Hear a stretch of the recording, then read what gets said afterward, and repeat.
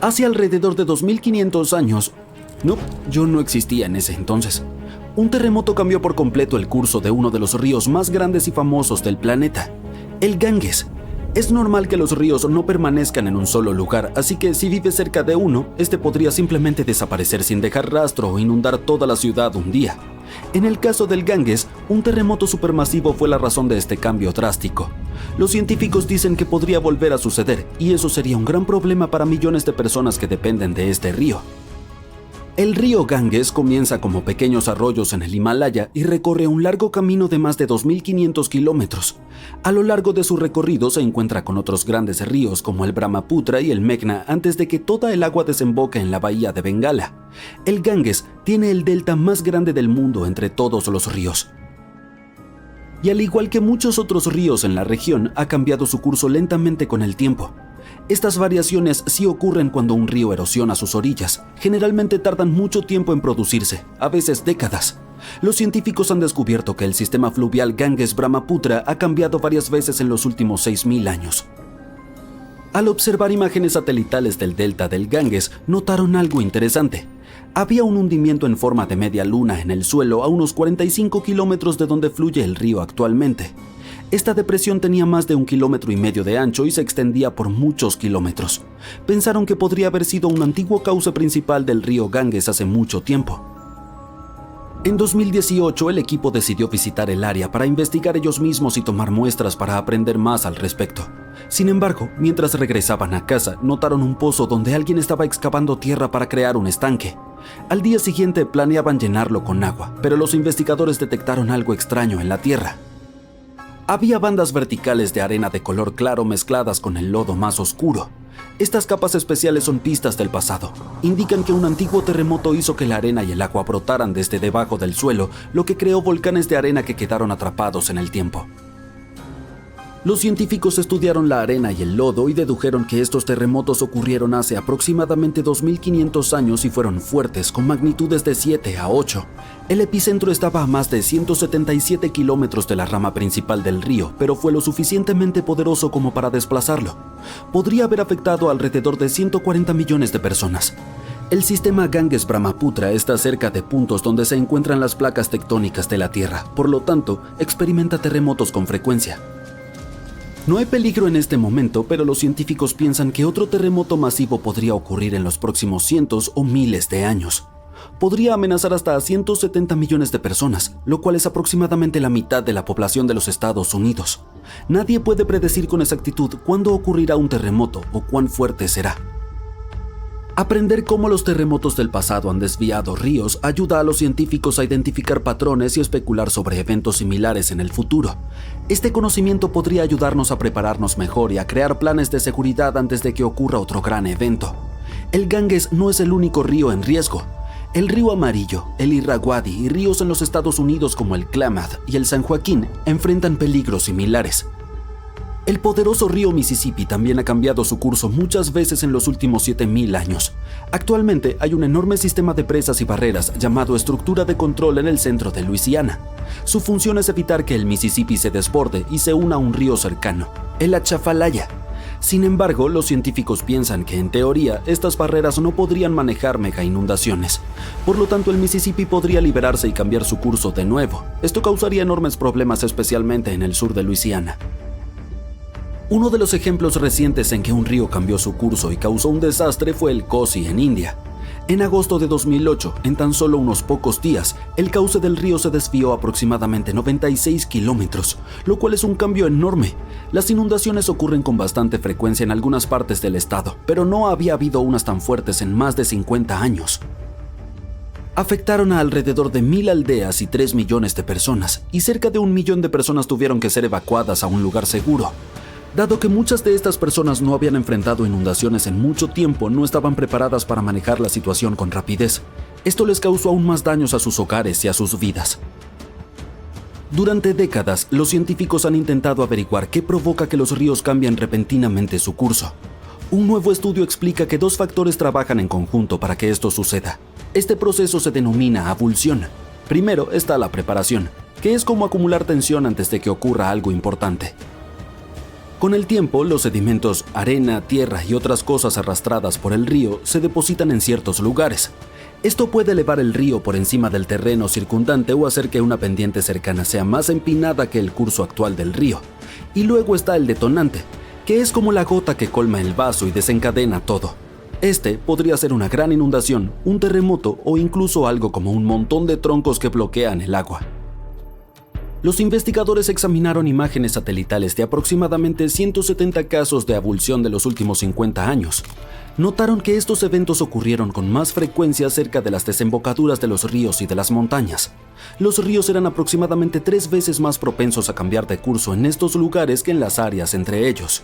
También estudiaron 58 caudales fluviales en detalle en mapas de alta definición para medir la superelevación, es decir, cuán alto está el río en comparación con el terreno circundante. También midieron la ventaja de pendiente, que es cuán empinada puede ser una nueva ruta en comparación con la actual del río, y descubrieron que cerca de las montañas los ríos a menudo acumulan tanto sedimento que se elevan demasiado y se desbordan. Pero cerca de las desembocaduras de los ríos, como en los deltas, los cauces necesitan una ventaja de pendiente pronunciada para romper el barro y formar una nueva ruta. Estos dos factores trabajan en conjunto con un sube y baja. Si uno es más fuerte, el otro no necesita ser tan fuerte para que ocurra una abulsión. Para determinar hacia dónde podría dirigirse un río si cambia de cauce, los investigadores crearon un algoritmo informático inteligente. Esta herramienta utiliza mapas para medir la inclinación del terreno y el flujo del río, a fin de predecir hacia dónde podría moverse el río. Lo probaron en 10 abulsiones pasadas y acertó el camino cada vez. Los científicos esperan poder usar estos hallazgos para proteger a las personas que vivan cerca de los ríos de inundaciones repentinas. El cambio de curso de los ríos desempeñó un papel importante en la creación de uno de los primeros sistemas de administración organizados en el mundo. Los científicos encontraron pistas sobre esto en el territorio de la antigua Mesopotamia.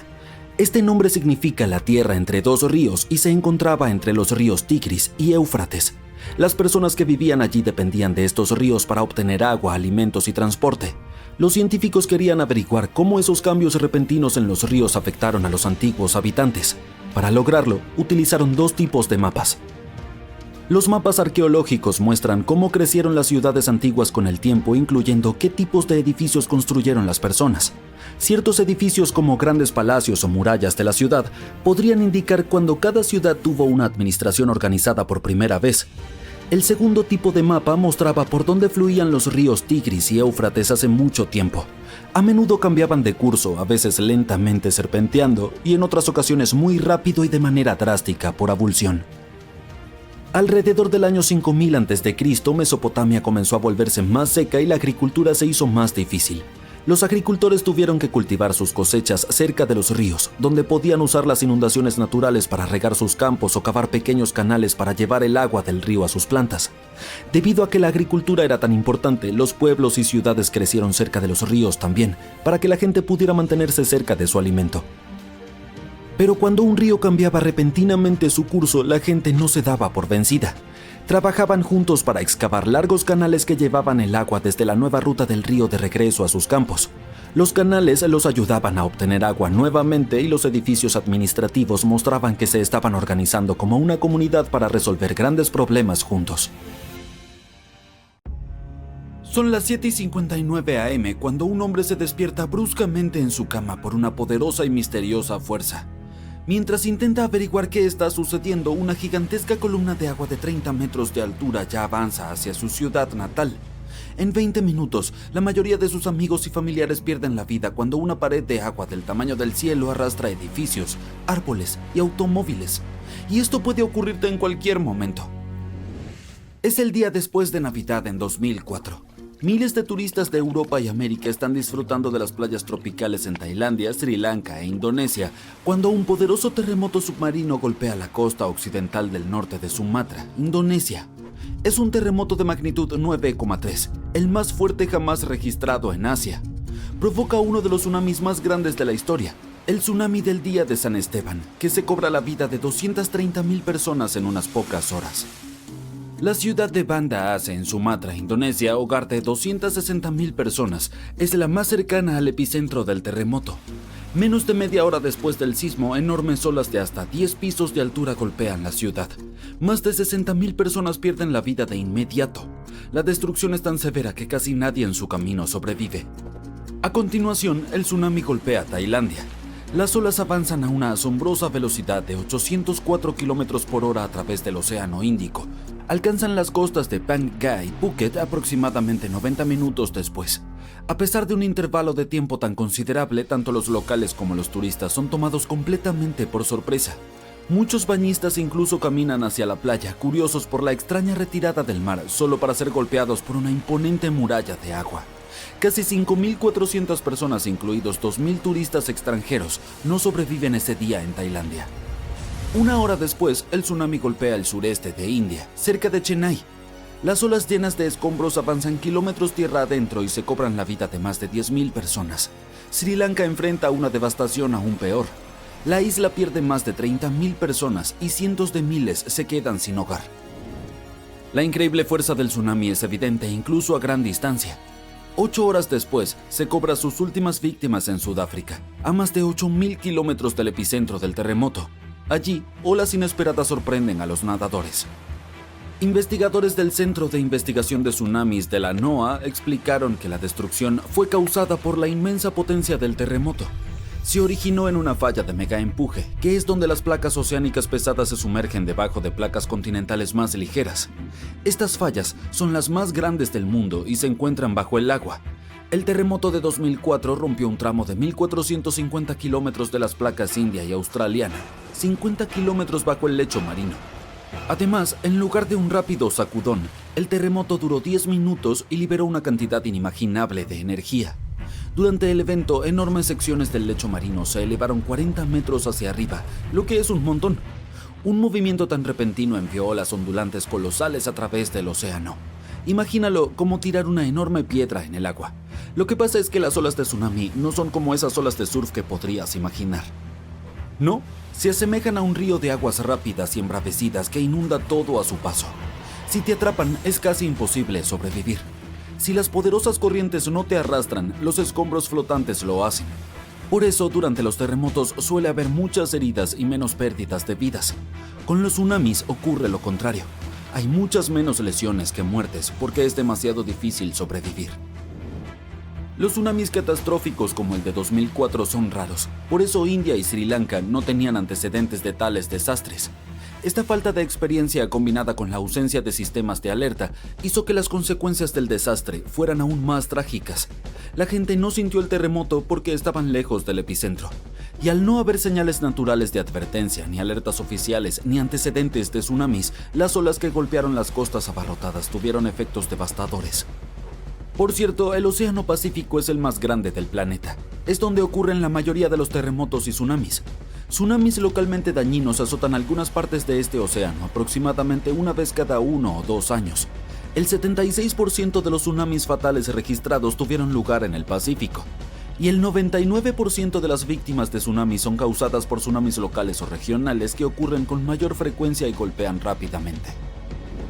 Pero entonces surge una pregunta. ¿Podría ocurrir nuevamente un tsunami tan devastador como el del día de San Esteban? Desafortunadamente la respuesta no es muy sencilla. De hecho, se ha establecido un sistema de alerta en el Océano Índico. Su objetivo es advertir a las naciones costeras sobre posibles tsunamis. Sin embargo, el comportamiento humano sigue siendo un desafío crítico. Esto se hizo evidente durante un simulacro real en 2012. En ese momento, muchos residentes de Banda Aceh, Indonesia, simplemente ignoraron las torres de evacuación después de una alerta de tsunami. La gente nunca aprende, ¿verdad? La red de alerta del Océano Índico utiliza sensores de presión submarinos ubicados cerca de las líneas de falla de las placas tectónicas. Estos detectan cualquier cambio y transmiten datos a las boyas de superficie, las cuales los envían vía satélite a los centros de control en tierra. Las autoridades analizan la información y deciden si emiten alertas y evacúan las áreas en riesgo. ASEC, situado sobre una de las fallas más activas del mundo, implementó salvaguardias adicionales. Instalaron sirenas en las ciudades costeras y las personas reciben alertas en sus teléfonos celulares. Además, hay torres de evacuación, estructuras de concreto reforzado capaces de albergar a 500 personas. Son zonas seguras especiales. Las autoridades llevaron a cabo pruebas sobre cuán preparados estaban los habitantes. En 2009, 18 países del Océano Índico participaron en un simulacro de evacuación que simulaba un gran terremoto. Miles de comunidades costeras participaron en este simulacro y los funcionarios concluyeron que el ejercicio había sido un éxito. Avancemos rápidamente hasta la primera prueba real del sistema en abril de 2012. Un terremoto submarino de magnitud 8,6 al oeste de Asek desencadenó advertencias de tsunami. Y aunque no hubo olas significativas, toda la situación reveló fallas críticas. Muchos residentes ignoraron las torres de evacuación y en su lugar optaron por huir en auto o motocicleta. Esto provocó embotellamientos en toda la ciudad, con personas varadas en áreas vulnerables a un potencial tsunami. Fue un caos. Algunos residentes incluso regresaron a la playa para buscar señales del evento, algo extremadamente peligroso para la vida. Así que, aparentemente, aún queda mucho por hacer en cuanto a la supervivencia frente a tsunamis, pero lo que debes saber de memoria son las señales de un evento inminente. Primero que nada, está el fuerte temblor del suelo. Los terremotos intensos cerca de áreas costeras pueden generar tsunamis. Si notas que el agua en la playa comienza a retroceder a una velocidad alarmante, exponiendo el lecho marino a arrecifes y peces varados, corre. Luego puede haber sonidos oceánicos inusuales. Ten en cuenta que un fuerte ruido rugiente, similar al de un tren o motor de avión, puede acompañar a un tsunami que se aproxima. Si detectas alguno de estos signos de advertencia, no esperes las órdenes oficiales de evacuación. Abandona de inmediato las áreas costeras bajas y desplázate a terreno más elevado tan rápido como puedas. Si estás en casa, asegúrate de que los miembros de tu familia estén informados sobre el tsunami y sigan la orientación oficial. Debes recordar que los tsunamis generados localmente pueden golpear en minutos, por lo que tienes que actuar con rapidez. Si es un tsunami distante, es posible que tengas más tiempo para evacuar. Si no tienes la oportunidad de trasladarte tierra adentro, refúgiate en edificios altos de concreto reforzado. Evita quedarte en viviendas pequeñas o casas en áreas bajas. Si estás en un bote, mantente alejado de la costa. La actividad de los tsunamis no es tan peligrosa en aguas profundas. Por lo tanto, evita regresar al puerto durante una alerta. Si ya estás en el puerto, consulta con las autoridades portuarias para obtener orientación. Si te resulta posible moverte a aguas profundas, hazlo de manera ordenada. Puede ser más seguro para los propietarios de pequeñas embarcaciones abandonar su nave y dirigirse a terreno más alto. Y siempre prioriza moverte a un terreno elevado sobre salvar tus pertenencias. Si vives en una zona costera, también puedes tomar algunas medidas para proteger tu propiedad de antemano. Dado que la mayoría de las olas de tsunamis miden menos de 3 metros, podrías considerar elevar tu casa, lo que puede reducir los daños. También puedes consultar a un ingeniero para evaluar y reforzar tu hogar.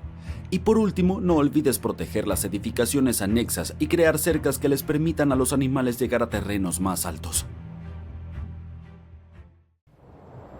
Es posible que hayas escuchado que el Parque Nacional Yellowstone está situado encima de un gigantesco volcán. Esa es la razón por la cual la región tiene potentes géiseres y fuentes termales. Pero también significa que debajo de Yellowstone hay una enorme cámara de magma.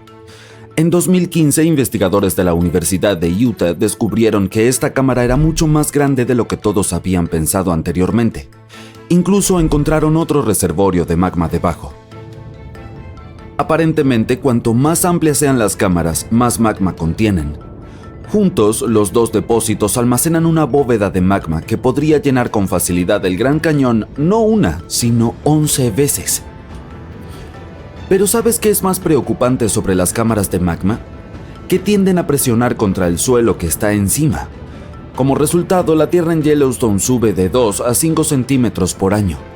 Además de eso, Yellowstone tiene el estatus de un volcán activo, y su índice de explosividad volcánica es de 8/8. Un número tan alto significa que si este volcán entrara en erupción, sería un suceso apocalíptico. Para ponerlo en perspectiva, la erupción del Pinatubo ocurrida en Filipinas en 1991, que se consideraba la más poderosa, tuvo un 6 en el índice de explosividad volcánica. ¡Ja! Perdedor. Ahora, vamos a averiguar si hay algo de qué preocuparse.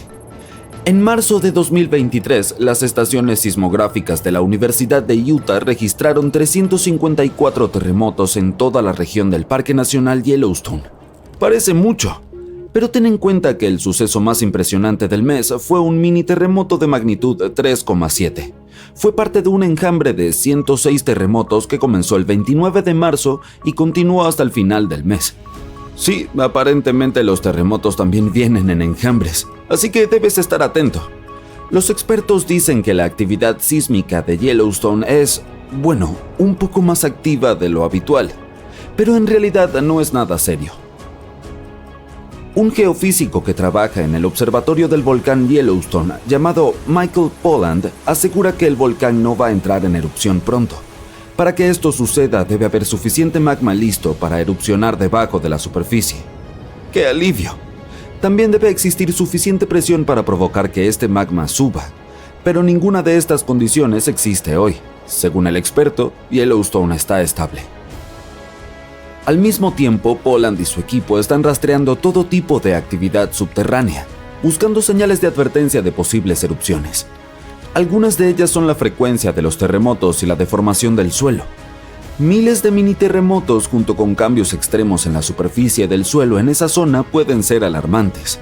El equipo también monitorea la temperatura y las características térmicas del parque. Otra señal destacable de un posible desastre son los cambios en la actividad de los géiseres del parque, así como en las emisiones de gases. Entonces, a pesar de las afirmaciones de los medios de que Yellowstone está a punto de entrar en erupción, me temo decepcionarte porque la última ocurrió hace 70.000 años. Así no es como funcionan los volcanes. Los expertos dicen que es uno de los conceptos erróneos más comunes sobre los volcanes. Ellos no siguen cronogramas. Si ocurriese una supererupción, sin embargo, lo más preocupante para nosotros no serían los flujos de lava, y tampoco un terremoto que probablemente acompañaría el desastre natural. No, la peor consecuencia sería la caída de ceniza. Echemos un vistazo a lo que sucedió cuando el volcán Yellowstone entró en erupción hace muchísimos años. Ha habido al menos 3 supererupciones en la historia del volcán. La más potente de ellas fue 2.500 veces más devastadora que la aterradora erupción del monte Santa Elena en el estado de Washington en 1980. En cuanto a la más reciente, fue bautizada como la erupción de Lava Creek. Formó la caldera de Yellowstone después de expulsar al aire una cantidad increíble de polvo, ceniza volcánica y roca. Recientemente los científicos también han descubierto otras 2 supererupciones que ocurrieron hace alrededor de 9 y 8,7 millones de años. Se considera que la más reciente de las 2 es el evento registrado más grande de toda la provincia volcánica del río Snake Yellowstone.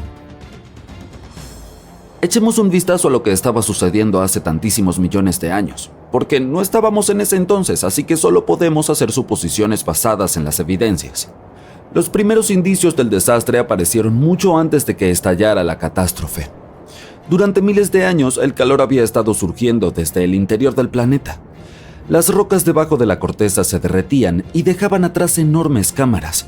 Estaban llenas de una mezcla presurizada de roca semisólida, magma, vapor de agua y diferentes gases incluyendo dióxido de carbono. Toda esta candente sopa subterránea se estaba expandiendo, ya que más y más magma llegaba con el tiempo. La tierra que estaba sobre el sistema volcánico se elevaba casi imperceptiblemente. Un año antes de la supererupción, Yellowstone dio una advertencia. ¿Un eructo quizás? Pero hace tanto tiempo no había nadie que pudiera interpretar esas señales. Además, la mayoría de estos procesos alarmantes ocurrían bajo tierra. Por ejemplo, la descompresión libera burbujas de gas. Al reventar, estas burbujas a menudo impulsan ciertos tipos de erupciones. Meses antes de la erupción, los terremotos de pequeña escala se volvieron más frecuentes y más intensos. El suelo en muchos lugares alrededor del supervolcán se calentó más que de costumbre. Los lagos superficiales y las aguas subterráneas también elevaron su temperatura. Si hubiera habido personas en esa época, habrían notado una extraña niebla en toda la zona. No mucho antes de que comenzara la erupción, la creciente presión empujó el suelo sobre la cámara de magma hacia arriba. Esto creó un levantamiento en forma de domo. Se empezaron a abrir grietas estrechas a lo largo de los bordes de este domo. Imagina abrir una botella de refresco después de haberla agitado. Algo parecido estaba sucediendo cerca del volcán, como una mezcla de Mentos y Coca-Cola. La presión se liberó a través de las fracturas cuando los gases estallaron desde debajo de la superficie. Justo antes del desastre, el suelo alrededor del volcán Yellowstone se elevó. Las piscinas geométricas y los géiseres se calentaron hasta llegar a temperaturas de ebullición y se volvieron más ácidos de lo habitual. El magma comenzó a ascender hacia la superficie. En un momento dado, el techo de roca de la cámara de magma no pudo resistir más y la erupción se desató. Pequeños pero constantes temblores comenzaron a mover el suelo días antes de la catástrofe, pero el verdadero temblor no empezó hasta varios minutos antes de la erupción. Con un rugido ensordecedor, una enorme columna de lava y ceniza se disparó hacia el aire. Luego de varios minutos, una corriente piroplástica azotó la zona a la velocidad de un huracán. Tal corriente es una mezcla líquida de piezas de lava semisólidas, ceniza volcánica y gases calientes expansivos. Parecía una avalancha de nieve extremadamente caliente y tóxica. Con una temperatura de alrededor de 700 grados centígrados, fue quemando todo a su paso. El volcán continuó expulsando ceniza durante días sin parar. Para todos los seres vivos, esta fue una de las consecuencias más peligrosas de la erupción. La ceniza volcánica se convierte en cemento vidrioso a los pocos segundos de ser inhalada. La mayoría de los animales no tuvieron ninguna oportunidad de sobrevivir. Incluso los árboles gruesos comenzaron a colapsar bajo el peso de esta sustancia densa. En solo un par de días, una capa espesa de ceniza cubrió grandes territorios. Después de que la ceniza llegó a la estratosfera, las temperaturas en todo el mundo comenzaron a bajar. La erupción fue rica en azufre, un efectivo bloqueador solar. Por eso pronto hizo tanto frío que no hubo verano en todo el mundo durante los siguientes años. Los animales no podían encontrar comida ni agua limpia. Este desastre natural llamado la supererupción de Grace Landing fue colosal. Así es como los investigadores lo describieron en sus estudios recientes. Afectó un territorio enorme. Las corrientes de lava esmaltaron un área tan grande como Nueva Jersey en vidrio volcánico ardiente que esterilizó instantáneamente la superficie de la Tierra, eliminando toda la vida vegetal que había prosperado allí. Si semejante erupción ocurriera en estos días, cubriría Colorado, Utah y Wyoming con casi 1 metro de ceniza volcánica tóxica. Muchas regiones quedarían sumergidas en la oscuridad. Incluso la costa, donde viven la mayoría de los estadounidenses, experimentaría problemas con la propagación de la nube de ceniza. Destruiría cultivos y contaminaría los pastizales, arruinando líneas de energía y transformadores eléctricos. Entonces, estoy seguro de que estarás de acuerdo conmigo. Es algo genial que no se espere que ocurra tal desastre en los próximos tiempos. Oye, ya tenemos suficientes problemas de los que ocuparnos. El volcán Kawayan de Indonesia no es una montaña de lava normal. En lugar de producir humo negro y lava roja, como hacen la mayoría de los volcanes, este chico excéntrico deja escapar una llama azul y lava azul eléctrica. Este fenómeno ocurre porque el volcán contiene uno de los niveles de azufre más altos del mundo. Y cuando los gases sulfúricos interactúan con el aire abrasador y se iluminan con lava fundida, comienzan a volverse azules. Desafortunadamente solo puedes disfrutar de esta fascinante vista de noche, pero puedes olerlo todo el día. Por cierto, el lago ácido más grande del mundo también se encuentra dentro de este cráter. El Mar Muerto tiene una alta concentración de sal y minerales en comparación con otros mares, aunque técnicamente es un lago. Nadar allí es casi imposible, pero la gente va por los químicos naturales que son buenos para el cuerpo. Flotar en la superficie es una gran manera de relajarse. Este antiguo cuerpo de agua recibió su nombre porque ningún organismo macroscópico puede vivir allí, ya que es 9,6 veces más salado que el océano. Solo se pueden encontrar unas pocas bacterias y hongos disfrutando de la sal. También es la elevación más baja de la Tierra, a 427 metros bajo el nivel del mar. Existe una cueva subterránea de cristal en México y parece un mundo interestelar. Está aproximadamente a 300 metros debajo de la superficie y cada pico puede medir hasta 11 metros y pesar hasta 55 toneladas. Estos son uno de los cristales más grandes del mundo. La playa de Luskenstein es una hilera interminable de dunas de arena blanca y agua azul. Pero no dejes que la apariencia tropical te engañe, está ubicada en Escocia. Es por eso que se ve así solo durante mayo y junio. En diciembre, el lugar recibe un promedio de 1 hora de sol al día, lo que lo hace lucir mucho más dramático, en modo monocromático. Las piedras guías de Georgia son una colección de piedras gigantes en forma de estrella. Tienen inscripciones en 8 idiomas, incluidos el hindi, el chino y el suajili. También tienen un calendario astronómico terminado en 1980 y fueron construidas para durar siglos. Nadie sabe quién las construyó ni por qué. Y en la soleada California se encuentra el Parque Nacional de las Secuoyas, lugar del bosque gigante. Ha existido durante miles de años. Más de 8,000 colosales árboles gobiernan esta tierra, incluidas 10 de las plantas vivas más grandes del mundo. Se estima que el general Sherman tiene más de 2,700 años y es reconocido como el árbol vivo más grande del planeta por su volumen. Las famosas cabezas de piedra de la isla de Pascua existen desde hace cientos de años. Nadie sabe exactamente por qué fueron construidas. Algunos científicos piensan que la población local creía que las estatuas harían que la tierra fuera más fértil. El análisis del suelo demostró que las cabezas hicieron bien su trabajo. Es el mejor sitio agrícola de la isla. La composición química de las antiguas fuentes termales de Turquía hace que el agua que cae por el borde luzca mágica. No solo son buenas para limpiar el cuerpo, sino también la mente. Al-Nasla, ubicada en Arabia Saudita, es una roca cortada perfectamente en el medio con 2 piezas paralelas. Lo que hace que sea única es que no se hizo artificialmente, sino que es el resultado del trabajo de la naturaleza a lo largo de los años. Este glaciar puede lucir como si alguien dejara caer montones de pintura roja en medio de la Antártida, pero en realidad es su color natural. Las manchas de sangre son el resultado de una mezcla extrema de agua salada con óxido de hierro, lo que genera una vista espeluznante en medio de la nada. A principios de mayo de 2018, Nueva Inglaterra observó uno de los fenómenos más aterradores y peligrosos de la historia, un tornado de trayectoria súper extensa. El aterrador fenómeno natural comenzó no muy lejos de Charleston, New Hampshire, y viajó hacia la ciudad de Webster, en el condado de Merrimack. Al tornado le tomó 33 minutos cubrir 56 kilómetros y convertirse en el tercero en la lista de tornados de trayectoria más larga en Nueva Inglaterra. En Filipinas, puedes nadar en algunas de las aguas más cristalinas y descubrir un mundo submarino debajo de ti en la provincia de Palawan. El municipio de Coron tiene playas de arena blanca con muchos botes pequeños que recorren increíbles paisajes.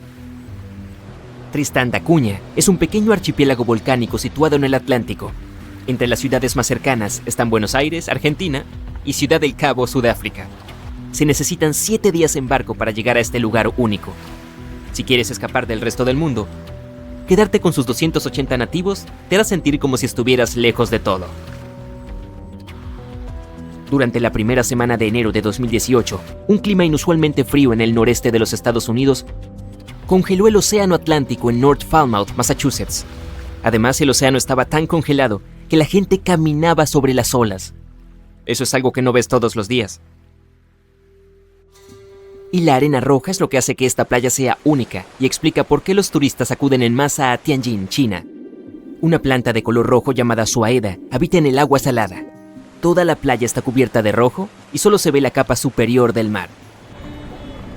Si alguna vez hubo algo que dijera en voz alta, «Desafío la gravedad», es la piedra movediza de Tandil, de Argentina. La enorme roca de 300 toneladas se encuentra precariamente en el borde de un acantilado y se mece de lado a lado con el viento. La gente incluso lo comprobó colocando botellas de vidrio debajo de uno de sus bordes. Explotaban con el movimiento de la roca. Desafortunadamente, hoy en día no se puede ver esta maravilla de la naturaleza como era hace un siglo. En 1912, la roca cayó repentinamente del lugar que había ocupado durante cientos de años. La gente de la ciudad de Tandil estaba tan triste por este suceso que 95 años después, en 2007, decidieron restaurar la piedra. Hicieron una réplica de plástico y la pusieron en el mismo lugar e incluso en la misma posición. Así que hoy, al pasar por Tandil, puedes ver la famosa roca movediza. Aunque ahora es solo un símbolo, por supuesto, porque ya no se balancea y solo pesa 9 toneladas, pero se reconoce al instante. Socotra es una isla ubicada frente a la costa de Yemen, en el Océano Índico, con uno de los árboles más singulares jamás vistos. Se llama Árbol de la Sangre del Dragón y solo se puede encontrar en esta increíble isla. En 2008 fue reconocido como Patrimonio de la Humanidad. Si alguna vez observas una columna de aire ardiendo, no entres en pánico, no es el fin del mundo. La espeluznante combinación de sonidos de torbellinos y un infierno abrasador significa que te has cruzado con un tornado de fuego, también conocido como torbellino de fuego. Este peligroso fenómeno ocurre principalmente durante los incendios forestales. Estos incendios crean una gran área de aire supercaliente justo por encima del suelo. Cuando este aire abrasador se mezcla con el aire frío que se encuentra más arriba, se forma un torbellino que agita escombros y llamas. Los tornados de fuego más poderosos pueden extenderse cientos de metros hacia el cielo. La Casa del Misterio de Gold Hill, Oregon, sorprende a sus visitantes con efectos que desafían la gravedad. No puedes pararte derecho allí, siempre estás inclinado hacia un lado y tienes que agarrarte de algo para mantener el equilibrio. Las bolas ruedan hacia arriba. También hay una escoba que permanece perfectamente inmóvil donde la coloques, a diferencia de prácticamente todo lo demás en la casa. Las tribus de indígenas norteamericanos llamaban a este lugar el terreno prohibido, incluso antes de que se construyera la casa allí, y evitaban acercarse a él. Sin embargo, los dueños de la casa decidieron convertirla en una atracción y lo lograron. Crearon una atmósfera de misterio alrededor del lugar. Difundieron noticias al respecto en los periódicos y luego en internet. Y listo. Se creó una anomalía perfecta. Pero en realidad no es más que una curiosidad. Una ilusión óptica creada por humanos que engaña a tus ojos y a otros sentidos. Ahora, si viajas de nuevo a Filipinas, a Indonesia o a Papúa Nueva Guinea, tendrás la oportunidad de ver algunos de los árboles más inusuales del mundo. El tronco del eucalipto arcoíris parece haber sido pintado de naranja, verde, rojo, morado, amarillo, marrón y azul. Algunos árboles son tan brillantes que parecen artificiales. El eucalipto arcoíris arroja regularmente tiras de corteza que revelan una capa verde brillante debajo. Un poco más tarde, esta capa verde cambia gradualmente de color, y dado que el desprendimiento ocurre en diferentes momentos en diferentes lugares del tronco, el árbol comienza a verse multicolor y muy llamativo. Y Yemen alberga los rascacielos más antiguos del mundo y la metrópolis más antigua. La ciudad de Shibam se considera el Manhattan del desierto, debido a la colección de edificios de barro que sobresalen del suelo. De hecho, fue utilizada como parada de caravanas en la antigüedad.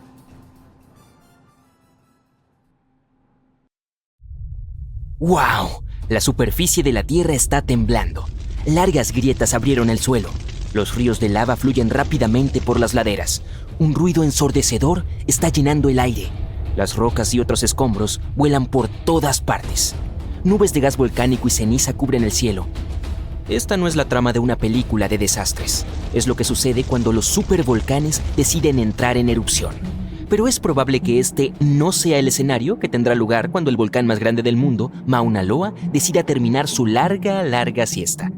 En 2021, los científicos estaban seguros de que sucedería pronto, pero hasta ahora, nada. La sismicidad del volcán sigue aumentando y luego vuelve a la normalidad, pero nunca se sabe cuándo este gigante finalmente volverá a la vida. Es por eso que los expertos han estado monitoreando la actividad geológica en la isla más grande de Hawái durante bastante tiempo. La isla de Hawái está formada por 5 volcanes, incluido el más activo del planeta, el Kilauea, y el más grande, el Mauna Loa. Esta cosa gigantesca constituye casi la mitad de la masa terrestre de la isla. Y Mauna Loa puede arrojar en 20 minutos la lava que Kilauea liberaría en un día. Eso fue lo que hizo en 1984. Mientras que el hermano menor de Mauna Loa ha tenido rabietas durante un tiempo, el gigante ha estado dormido desde su última erupción. Pero, hace poco, el Observatorio Vulcanológico de Hawái ha registrado más de 200 mini terremotos debajo de Mauna Loa. Probablemente signifique un mayor flujo de magma allá abajo. Buenos días, el volcán podría estar despertando. ¿O no? Si Mauna Loa entrara en erupción repentinamente, los flujos de lava podrían llegar al océano y a los lugares más poblados y turísticos como Captain Cook muy rápido, en cuestión de horas. En 1984, la última vez que el volcán entró en erupción, la lava llegó hasta las afueras de Hilo, al otro lado de la isla. Ahí es donde se encuentra un campus de la Universidad de Hawái. Por fortuna, la gente tuvo una advertencia unas semanas antes para prepararse para el desastre. En la actualidad, los lugareños tienen preparadas unas bolsas especiales con las cosas más importantes, incluidos documentos y dinero. Tales precauciones pueden resultar útiles en caso de una evacuación de emergencia. Aunque la mayoría de las erupciones de Mauna Loa hasta ahora solo han afectado el área de la cumbre, varias de ellas arrojaron lava hasta el océano, y nunca se sabe cuán poderosa será la próxima erupción. Ahora bien, ¿cuál es la montaña más alta de la Tierra? ¿El monte Everest, dices? Depende.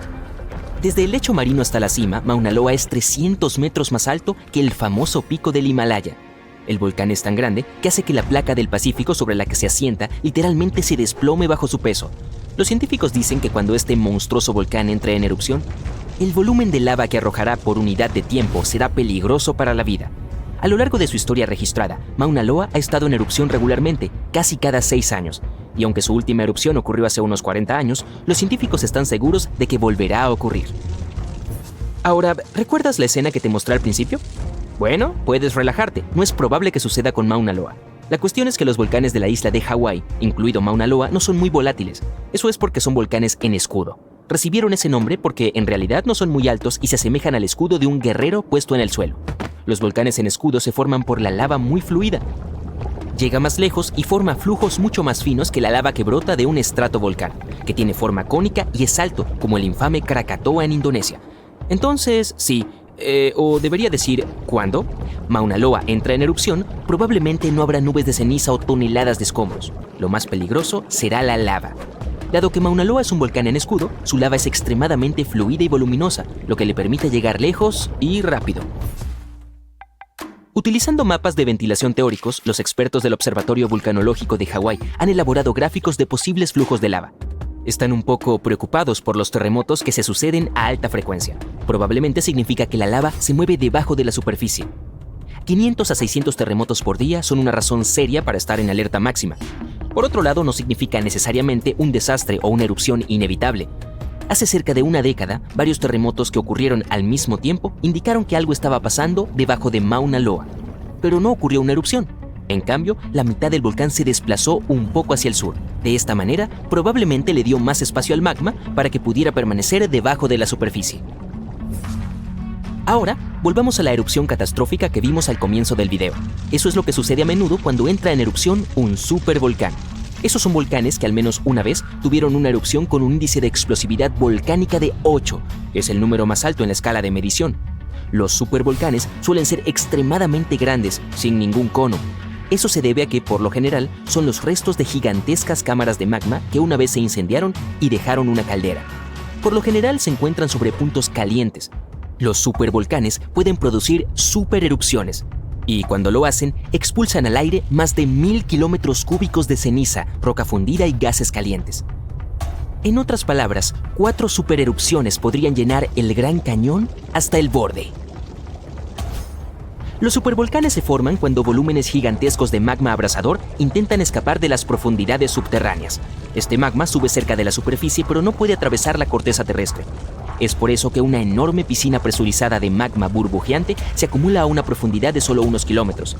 La presión sigue creciendo porque más magma está tratando de llegar a la superficie, hasta que ¡bang!, se produce una supererupción. La más reciente ocurrió en Nueva Zelanda. Bueno, cuando digo reciente me refiero a hace unos 26.500 años. Yo no estaba aquí en ese momento. Fue cuando un supervolcán que estaba debajo de la superficie del lago Taupo arrojó al aire más de 1.250 kilómetros cúbicos de ceniza y pumita.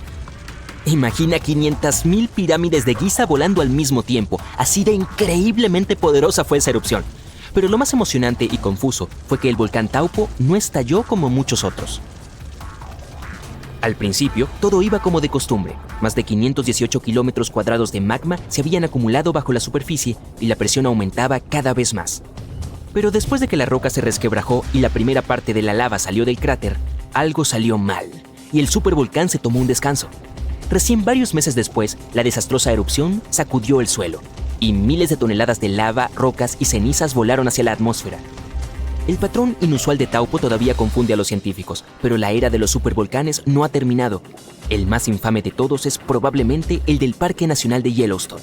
Este gigante tuvo al menos 3 erupciones megapoderosas, y quién sabe cuántas más pequeñas. Si este monstruo entrara en erupción con tanta fuerza como lo hizo hace 2,1 millones de años, escupiría más de 2.450 kilómetros cúbicos de material al rojo vivo. Quizá puedas imaginarlo más vívidamente si te digo que este volumen es comparable a 65 millones de rotondas del Capitolio de Washington, D.C. apiladas juntas. Pero los científicos están seguros de que Yellowstone no presenta ningún peligro en estos días. Para que ocurra una erupción, el magma en el interior debe estar fundido al menos en un 50%. En la caldera de Yellowstone, este número es solo del 5 al 15%. Pero, por supuesto, Yellowstone no es el único supervolcán de nuestro planeta. También está el Taupo de Nueva Zelanda, que ya conoces, la caldera Aira de Japón, la de Long Valley de California, el Toba de Indonesia. Cualquiera de ellos puede producir algún día una supererupción. También hay varios llamados supervolcanes que aún no han estado a la altura de este nombre porque nunca han producido nada parecido a una supererupción. Por ejemplo, en 1883, el volcán indonesio Krakatoa estalló. El poder de la erupción abrió las paredes del volcán y el agua de mar fría se precipitó en sus entrañas fundidas. La diferencia de temperaturas hizo estallar el volcán con un estruendo ensordecedor. Se escuchó claramente a 4.800 kilómetros de distancia, en Australia. La explosión le valió el título del sonido más fuerte de la historia, pero a pesar de que las consecuencias de este evento fueron verdaderamente catastróficas, resultó que no fue lo suficientemente poderoso como para ser llamado una supererupción. Los supervolcanes más grandes y despiadados de nuestro planeta se están despertando. Cuando hagan erupción, seguramente lo notarás, incluso si vives a miles de kilómetros del epicentro. A los científicos les preocupa que no tengamos suficiente tiempo para prepararnos y enfrentar las consecuencias de una supererupción. Hay actividad volcánica cerca de la ciudad italiana de Nápoles. Y no tiene nada que ver con el famoso Monte Vesubio, sino con otro volcán. Este es más difícil de ver ya que no tiene una cima alta como el Vesubio, pero no dejes que este tipo malo te engañe. Podría ser mucho más peligroso que su gigante vecino. Tiene un enorme cráter de unos 13 kilómetros de ancho. Este volcán se encuentra en los Campos Flegreos y es en realidad uno de los mayores volcanes de Europa. Entró en erupción hace 39.000 años con una explosión tan masiva que esparció cenizas por toda la región mediterránea. También provocó que la temperatura descendiera más de 9 grados Celsius en toda Europa Oriental. Fue la mayor erupción volcánica en Europa en 200.000 años. Desde entonces, ha experimentado erupciones menores y la última ocurrió en 1538. Ahora, la zona está llena de pequeños cráteres, aguas termales y pozas burbujeantes. Todos ellos son prueba de que este volcán sigue muy activo y cocinando algo. Desde principios de los 2000, el suelo en el cráter gigante y en la ciudad cercana ha estado elevándose lentamente entre 3 y 4 centímetros cada año, y hubo al menos 150 sismos que sacudieron a este supervolcán últimamente. En mayo de 2024, hubo un terremoto de magnitud 4,4 en la zona, el más grande en los últimos 40 años. Los residentes tuvieron que abandonar sus hogares y acampar fuera, con el temor de que hubiera más terremotos. Nadie sabe cómo se comportarán los campos flegreos en los próximos meses o años, pero las autoridades están organizando ejercicios de evacuación para preparar a la población por si acaso. El volcán italiano parece un inocente gatito comparado con los verdaderos gigantes como el Yellowstone.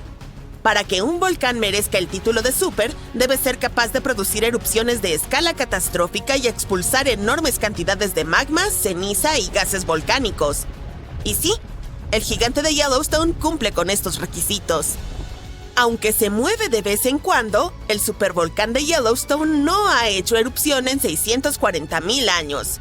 Pero cuando despierte, podría erupcionar con una fuerza increíble, aproximadamente la misma cantidad que pueden producir 10 grandes centrales nucleares.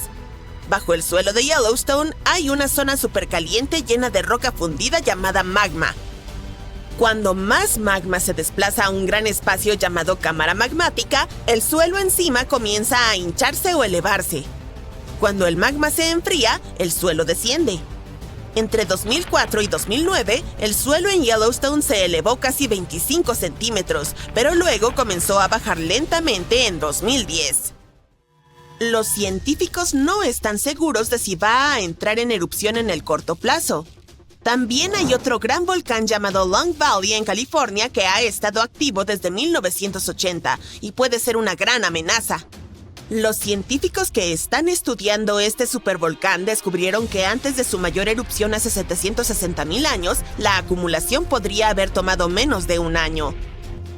Es una mala noticia, porque una erupción de supervolcán puede tener un gran impacto en el mundo, como la erupción del volcán Toba en Sumatra hace alrededor de 74.000 años.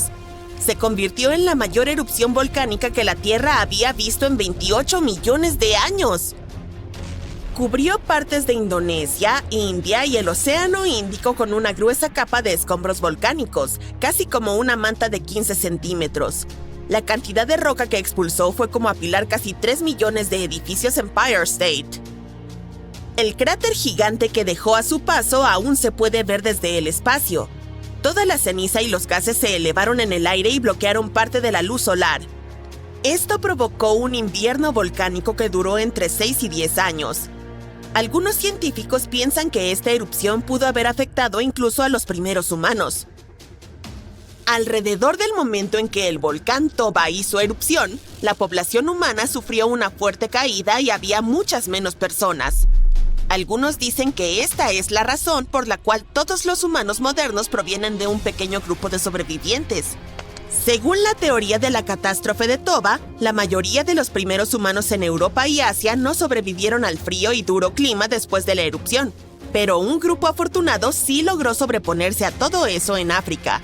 Sin embargo, no todos los científicos están de acuerdo con esta idea, y algunos registros arqueológicos y climáticos cuentan una historia diferente.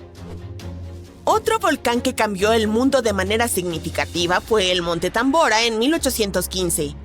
El siguiente año, en 1816, pasó a la historia como el año sin verano. Fue frío y lluvioso, y hubo nieve y heladas incluso a mitad del verano, especialmente en Europa y América del Norte. Esto ocurrió porque el volcán lanzó una gran cantidad de dióxido de azufre al cielo, que se dispersó por todo el mundo y enfrió el planeta. Cuando el Tambora entró en erupción, causó enormes tsunamis que destruyeron hogares y les quitaron la vida a unas 10,000 personas. Después, unas 80,000 más fallecieron debido a las consecuencias que la erupción había provocado en el mundo. El clima frío arruinó las cosechas, por lo que la comida se volvió realmente cara. Y como los caballos eran el principal medio de transporte, el costo de la avena que comían también se disparó. Algunas personas incluso creen que esto llevó a la invención de la bicicleta en 1817, como una nueva forma de moverse. La erupción del Tambora hizo que la Tierra se enfriara durante unos 3 años. Y aunque fue muy poderosa, el Krakatoa, otro volcán en Indonesia, se robó el protagonismo cuando hizo erupción en 1883. Simplemente fue más fácil difundir información al respecto a través de telegramas y fotos. Su explosión final fue el sonido más fuerte registrado en la historia, y la gente pudo escucharlo en el 10% de toda la superficie terrestre. La erupción provocó un tsunami, con olas de aproximadamente la mitad de la altura de la Estatua de la Libertad, unos 42 metros. Si solo tuviéramos 12 meses para prepararnos para la erupción de un supervolcán, sería realmente difícil almacenar suficiente comida y estar listos. Pero no entres en pánico todavía. Las erupciones de supervolcanes son muy raras, y la última ocurrió hace 26,500 años en Nueva Zelanda. Los científicos creen que una supererupción ocurre una vez cada 100,000 años en promedio. Pero lo triste aquí es que la Tierra no sigue una línea de tiempo perfecta. Podría haber grupos de supererupciones con intervalos más cortos entre ellas, y luego periodos de calma más prolongados. Como ya ha habido 2 supererupciones en los últimos 100,000 años, siempre existe la posibilidad de que ocurra de nuevo antes de lo que esperamos. Además, aunque hay lugares como Yellowstone y Long Valley donde esperamos que los volcanes entren en erupción, hay posibles puntos calientes menos obvios. En Chile hay un volcán llamado Laguna del Maule que entró en erupción en el pasado y dejó un enorme cráter. En los últimos 20 años, el suelo allí se ha estado elevando muy rápidamente, hasta casi 0,3 metros por año. Algunas personas están preocupadas de que esto pueda ser un indicio de una gran erupción inminente. Pero los científicos dicen que aún no hay suficiente magma para causar una supererupción. En Bolivia, el volcán Uturuncu también está mostrando actividad. Es parte de un grupo de volcanes que han causado supererupciones en el pasado. Desde los años 60, el suelo alrededor de Uturuncu se ha estado elevando, pero la última erupción fue hace 250,000 años. A pesar de que el magma podría estar subiendo, no es suficiente para preocuparnos todavía. Las probabilidades de que ocurra una supererupción durante nuestra vida son de 1 en 1400, lo cual es bastante bajo, así que no necesitas preocuparte demasiado. Sin embargo, al igual que alguien gana la lotería cada semana con muy pocas probabilidades, una supererupción podría ocurrir en algún momento en el futuro. Y cuando suceda, necesitaremos estar preparados. Si alguna vez has estado en el Parque Nacional de Yellowstone, probablemente te hayan fascinado sus géiseres, que expulsan agua sobrecalentada y vapor por los aires. Pero bajo tierra se esconde algo aún más intrigante. Me refiero a un sistema de tuberías subterráneas que hace posible esas grandiosas erupciones. Sobre eso hay buenas noticias. Recientemente, unos investigadores consiguieron cartografiar el sistema de fontanería hidrotermal del Parque Nacional con la ayuda de un imán volador gigante. Como resultado, pudieron documentar algunas características con un detalle asombroso. Yellowstone alberga el mayor sistema hidrotermal del mundo. Contiene más de 10.000 elementos como géiseres, ollas de barro, fuentes termales y fumarolas de vapor. Se alimentan de una red de vías de aguas subterráneas. Estas se sobrecalientan por el magma que fluye bajo tierra, lo que hace que el agua suba a la superficie. Ahora bien, nadie sabe gran cosa sobre el funcionamiento de este sistema. Sin embargo, los mapas recién creados podrían arrojar luz al respecto. Los expertos explicaron que, según su conocimiento de Yellowstone, este sistema tiene una laguna superficial. Por eso a menudo se le llama sándwich misterioso. Los científicos saben bastante sobre las características de la superficie, porque pueden observarlas directamente. Y conocen lo que ocurre en el sistema magmático y tectónico varios kilómetros por debajo. Pero aún no han descubierto qué sucede en el centro. Ahora debo hablarte de ese imán volador gigante utilizado para la investigación. Es conocido como SkyTEM. Fue conectado a un helicóptero y sobrevoló Yellowstone varios cientos de veces escaneando el suelo. El imán está formado por un bucle de alambre cargado de 25 metros de ancho. Su función principal es generar un potente campo electromagnético. Y como los distintos tipos de material como el agua o la roca responden a este campo de forma diferente, los científicos consiguieron crear unos mapas del subsuelo por primera vez en la historia. La técnica cartográfica también permitió a los investigadores diferenciar entre el magma y el lecho rocoso, ya que tienen propiedades magnéticas algo distintas.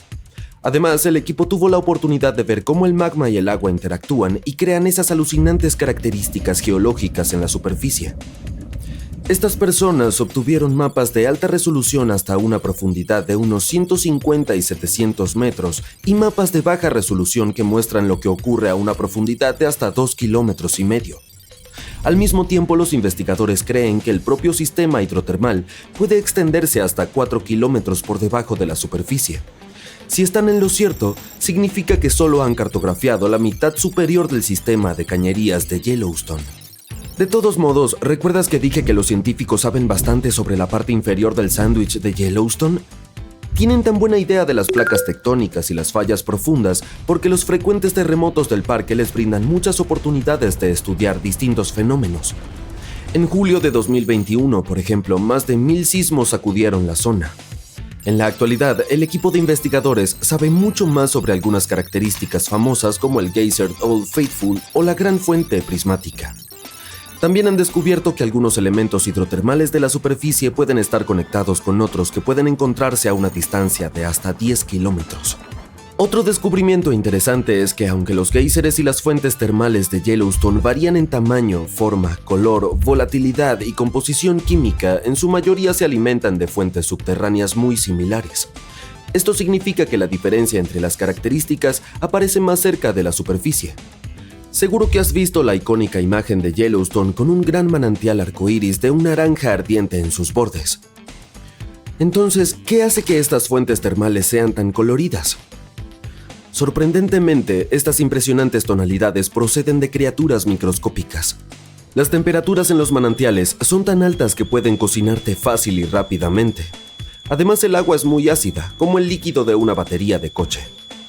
Pero hay ciertos tipos de microbios amantes del calor a los que no les importan estas alocadas condiciones.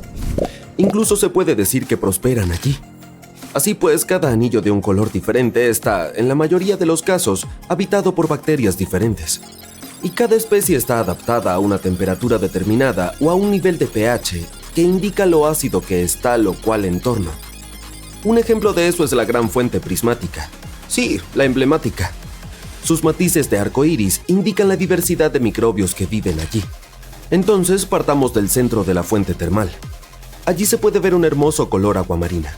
Ahí es donde la temperatura del agua es la más alta, alcanzando 87 grados Celsius, porque esta zona está justo sobre la fuente de agua subterránea.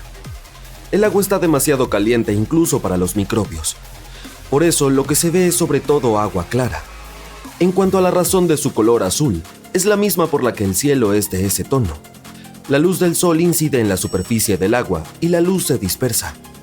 Pero la luz azul es la que más se dispersa y se refleja en los ojos.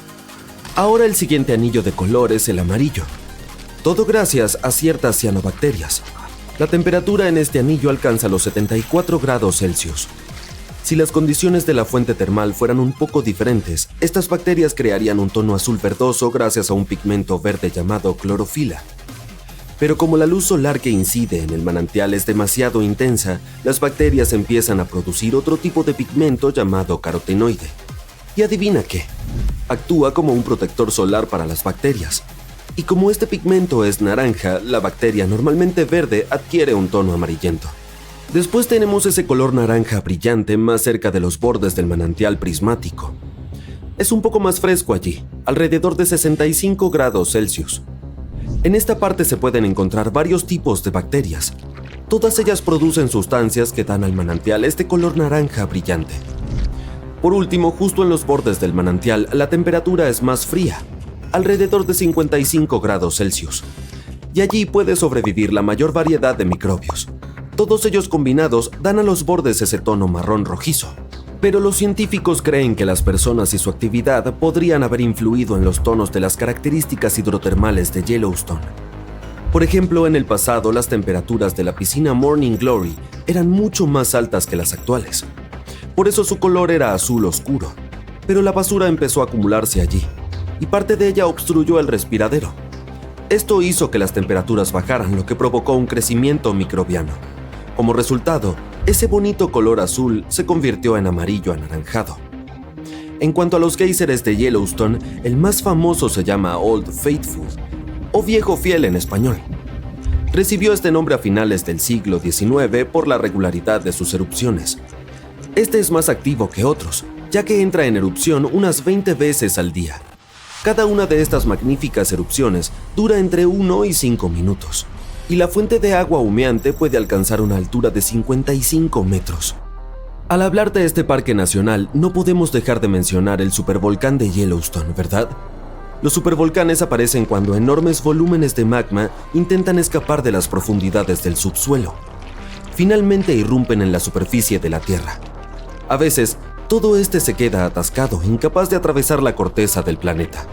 Y entonces se acumulan enormes charcos de magma presurizado a varios kilómetros de profundidad. La presión sigue aumentando porque cada vez más magma intenta llegar a la superficie, y en un momento dado se produce una supererupción. No necesariamente quieres estar cerca para ver eso. En los últimos 50 años, la caldera de Yellowstone se ha elevado casi 1 metro. Sin embargo, no debería alarmarte. Los expertos están seguros de que es un comportamiento natural de Yellowstone. A los períodos de elevación en forma de cúpula les sigue el descenso de la caldera. Los científicos creen que el supervolcán no presenta ningún peligro por el momento. Para que se produzca una erupción, el magma del interior tiene que estar fundido al menos en un 50%. En el caso de Yellowstone, esta cifra es solo del 5 al 15%. Y lo que es mejor, un estudio reciente ha hecho creer a los investigadores que el punto caliente podría estar en estado de declive en estos momentos, incluso a pesar de toda la actividad de respiración y elevación de la cúpula. Ha habido al menos otras 3 supererupciones en la historia del volcán de Yellowstone. Ocurrieron hace 2,1 millones, 1,3 millones y 640,000 años. Mucho antes de este video. La supererupción más reciente fue apodada la Toba de Lava Creek. Formó la caldera de Yellowstone tras escupir 1000 kilómetros cúbicos de roca, polvo y ceniza volcánica. No gracias, no me gustaría presenciar eso. ¿Y esos sonidos siniestros y retumbantes? ¿El suelo está temblando bajo tus pies? ¡Espera un momento! ¡Es mi estómago! ¿O podría ser el Monte Adams de Washington que está despertando? Es el volcán más grande del estado tanto en área como en volumen, y recientemente ha comenzado a mostrar signos de vida tras haber permanecido en silencio durante miles de años. Los científicos han notado un alarmante aumento en la actividad sísmica alrededor de la montaña. Y dado que la última erupción ocurrió entre hace 3.800 y 7.600 años, la humanidad seguía en la edad de piedra en ese momento, este repentino parloteo tiene a los científicos, digamos, inquietos. El Servicio Geológico de los Estados Unidos ha instalado apresuradamente estaciones sísmicas temporales alrededor del Monte Adams para monitorear la situación. Al mismo tiempo, aseguran al público que no hay motivo para entrar en pánico. El Monte Adams no alcanza la altura del más conocido Monte Rainier, y aún así, cubre una vasta área y es el volcán activo más grande de Washington. Curiosamente, los registros indican que antes de septiembre de este año, el Monte Adams había experimentado en promedio solo un pequeño terremoto cada 2 o 3 años desde 1982. Y luego, el Observatorio Volcánico de Cascades y la Red Sísmica del Noroeste del Pacífico detectaron la asombrosa cantidad de 6 terremotos en un solo mes. ¡Septiembre! Todos estos sismos fueron bastante pequeños, con magnitudes que oscilaron entre 0,9 y 2 en la escala de Richter. Esto significa que eran tan débiles que no se sentían en la superficie. Además, las imágenes satelitales confirmaron que no hubo deformación del terreno en la zona. Por el momento, el USGS mantiene el nivel de alerta del Monte Adams en verde, o normal, por lo que no deberíamos preocuparnos de que el suelo se abra y trague pueblos y ciudades. Sin embargo, los sismos más recientes han motivado a la agencia a instalar equipos adicionales para un monitoreo más preciso. Una red tan expandida ayudará a los científicos a detectar incluso los terremotos más pequeños, lo que les permitirá comprender lo que ocurre bajo el Monte Adams.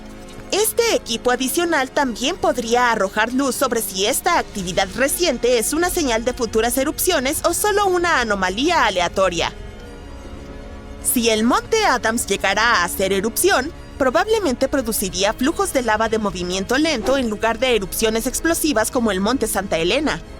Después de todo, las erupciones pasadas solo han dado lugar a flujos de lava que se desplazaron tan solo unos pocos kilómetros desde el volcán, así que no deberíamos preocuparnos por eso.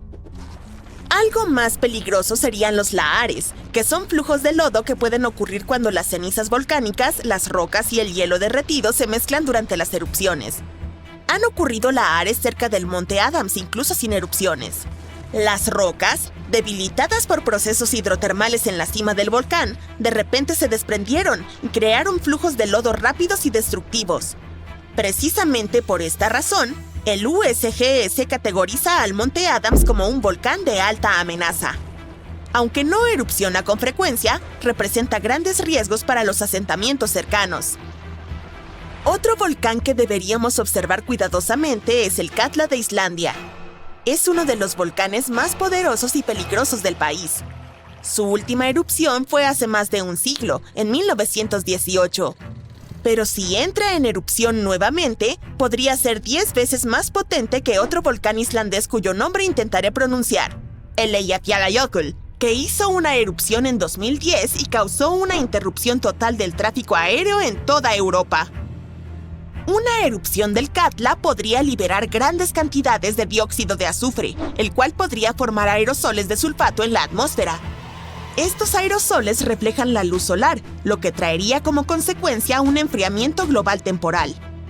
Este fenómeno a menudo siguió a erupciones volcánicas catastróficas en el pasado. Aunque las erupciones son comunes en Islandia, la nube de ceniza del Katla probablemente se elevaría más en el cielo y cubriría áreas más extensas de Europa que la del impronunciable. Acarrearía la suspensión de vuelos y afectaría negativamente a las economías. Si el Katla entrara en erupción, también perjudicaría la agricultura, el suministro de agua y la calidad del aire.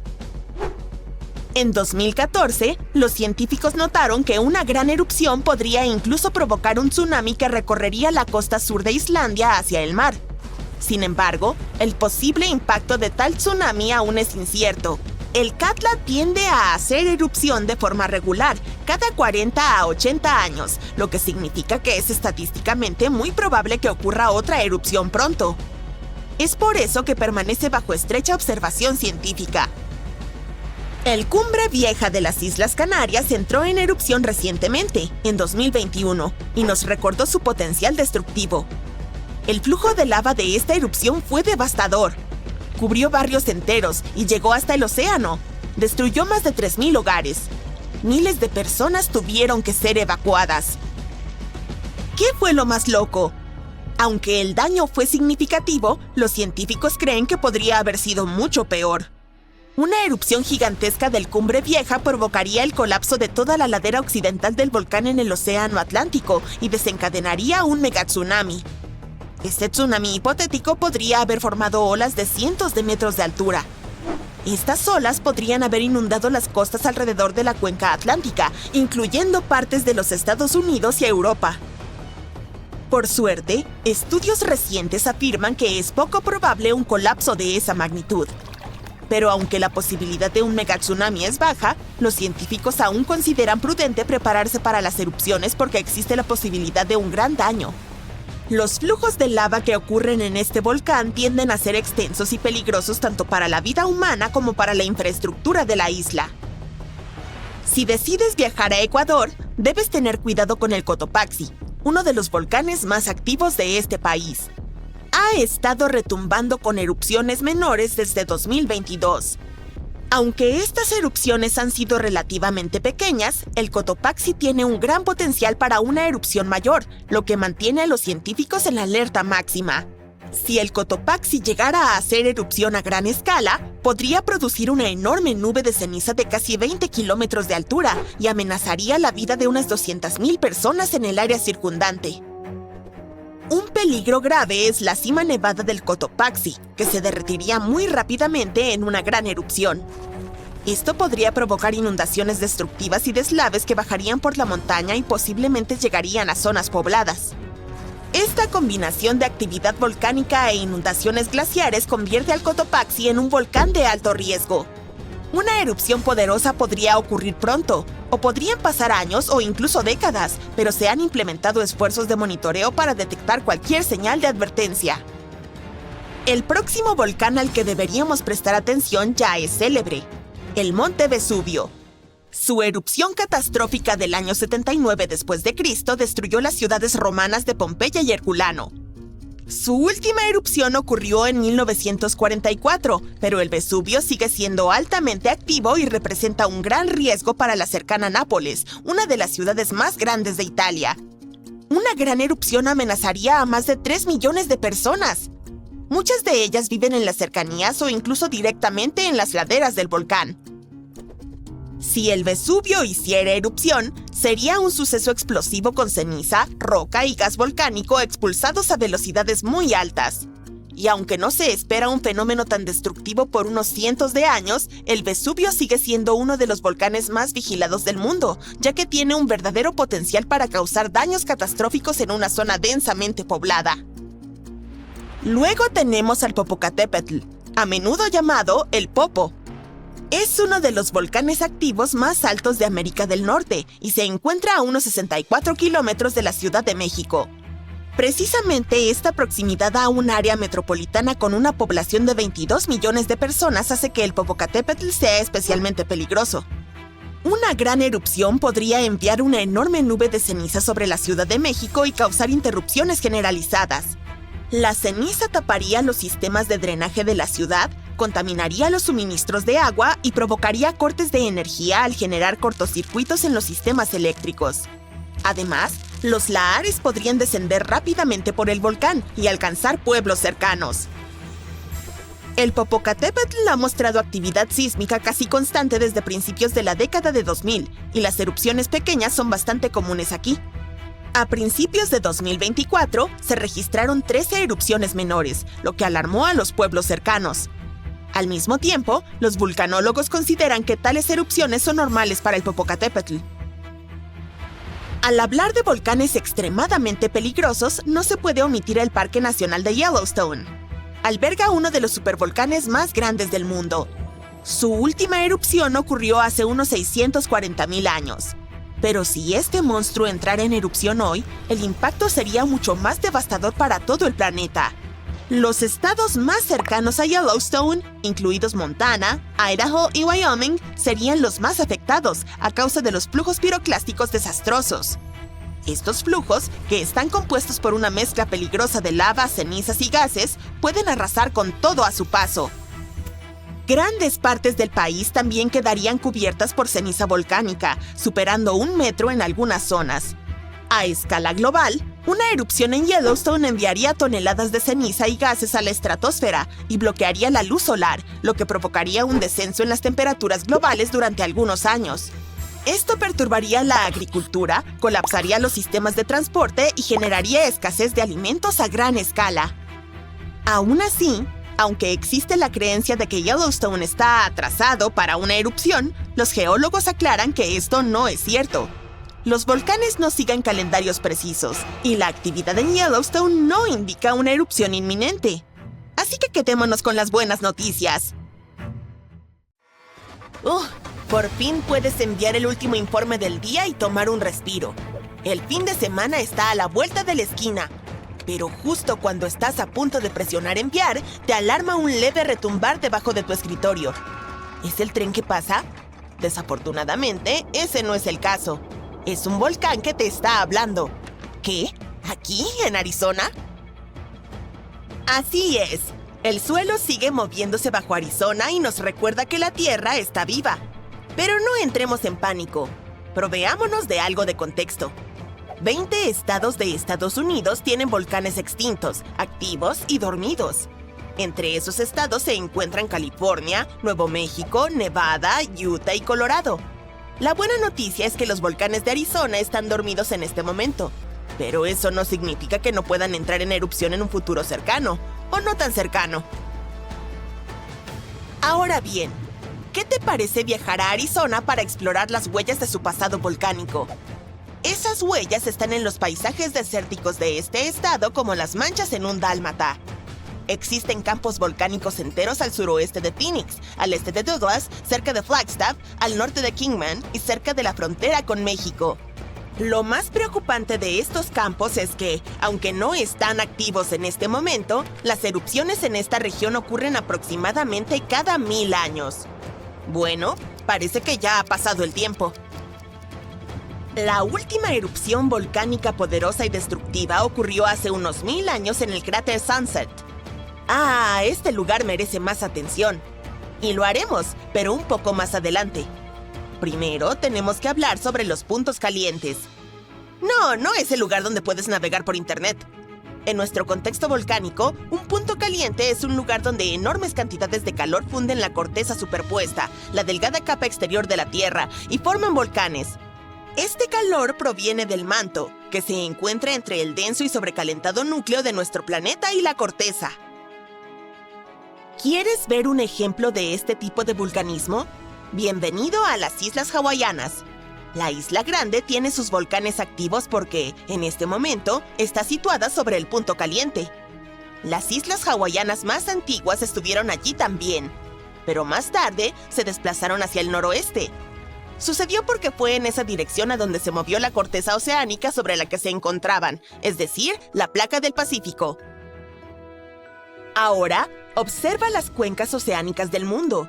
Sí, están salpicadas de islas que se asientan sobre puntos calientes, como Hawái. Islandia, Samoa y las Galápagos probablemente sean los ejemplos más famosos. Pero no pienses que los continentes no pueden albergar puntos calientes. Pueden, aunque son mucho menos comunes. Uno de los puntos calientes continentales más famosos es... apuesto que lo sabes. Sí, el que está debajo de la caldera de Yellowstone. Por cierto, una caldera es un cráter volcánico vasto, especialmente uno formado como resultado de una erupción gigantesca que llevó al colapso de la boca de un volcán. El punto caliente de Yellowstone es el responsable de Old Faithful y del resto de las fuentes termales y ollas de barro por las que es famoso el Parque Nacional. Hablando de Old Faithful, hagamos un pequeño desvío y prestemos más atención a esta maravilla de la naturaleza. Es uno de los géiseres más conocidos del mundo. La gente ha venido de todas partes para verlo durante más de un siglo.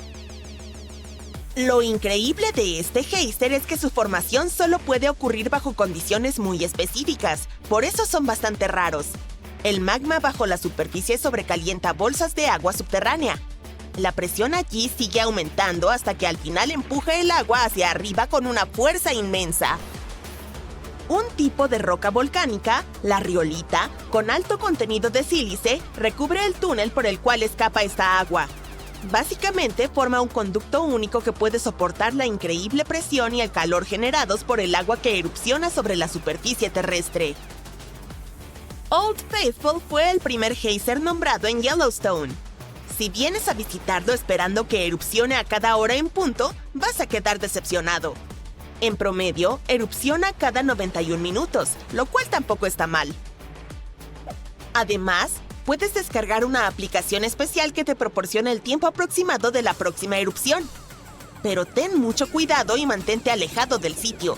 El agua que brota del poderoso geyser alcanza los 95 grados. El vapor es aún más ardiente y llega a los 176 grados. Es suficiente para hornear un pastel. Pero volvamos a nuestros puntos calientes volcánicos. Los científicos todavía no entienden claramente por qué no hay muchos volcanes de punto caliente en la corteza continental. Una razón podría ser que la corteza continental es mucho más gruesa que la corteza oceánica, unas 4 veces más gruesa en promedio. Otra razón podría ser que la mayor parte de la corteza terrestre, alrededor de 2/3, es oceánica. Esto significa que hay menos corteza continental bajo la cual puedan formarse los puntos calientes. Apuesto a que aquellos que viven en Arizona apreciarán la siguiente información. Hablaremos sobre un campo volcánico justo en el corazón de este estado, el campo volcánico de San Francisco. Es una enorme área con más de 600 volcanes. Sí, en su mayoría son pequeños, pero no por eso son menos impresionantes. Están distribuidos en unos 4.600 kilómetros cuadrados en el norte de Arizona, un territorio gigantesco. Los científicos todavía están debatiendo si este campo volcánico realmente se encuentra sobre un punto caliente, pero en algo están de acuerdo. Los volcanes de esta zona son más jóvenes a medida que te mueves hacia el este. Y este patrón coincide con la placa norteamericana, que se mueve hacia el oeste sobre lo que podría ser un punto caliente estacionario debajo de la superficie de nuestro planeta. Increíble, ¿no? El alboroto volcánico de esa zona comenzó hace unos 6 millones de años. Entonces, en términos geológicos, es relativamente joven. En cuanto a la erupción más reciente, ocurrió hace menos de 1000 años. El cráter Sunset, que mencioné antes, el que está cerca de Flagstaff, es el respiradero más famoso de esa erupción. Los sin agua tuvieron que abandonar sus hogares en el pueblo Wupatki debido a la erupción. Ese sitio ahora es parte del Monumento Nacional Wupatki, donde se puede ver cómo vivía la gente en esta región volcánica hace muchos años. Si vas a explorar esta zona, notarás que la mayoría de los volcanes son conos de ceniza de basalto, pequeños y empinados. La meseta de Colorado tiene condiciones climáticas bastante secas. Es por eso que los volcanes no se han desgastado mucho. Algunos de los mejores ejemplos de esos conos, como este, llamado el cráter SP, todavía se ven como si hubieran aparecido ayer. Pero mira alrededor. No son solo conos de ceniza. El campo volcánico de San Francisco también tiene un estratovolcán, además de algunas cúpulas de lava que se formaron a partir de rocas volcánicas, riolita y dacita, con más sílice que el basalto que puedes encontrar en lugares como Hawái. Esto significa que son más espesas y no fluyen con facilidad. De todos modos, el estratovolcán será una de las vistas más épicas que encontrarás mientras exploras este campo volcánico.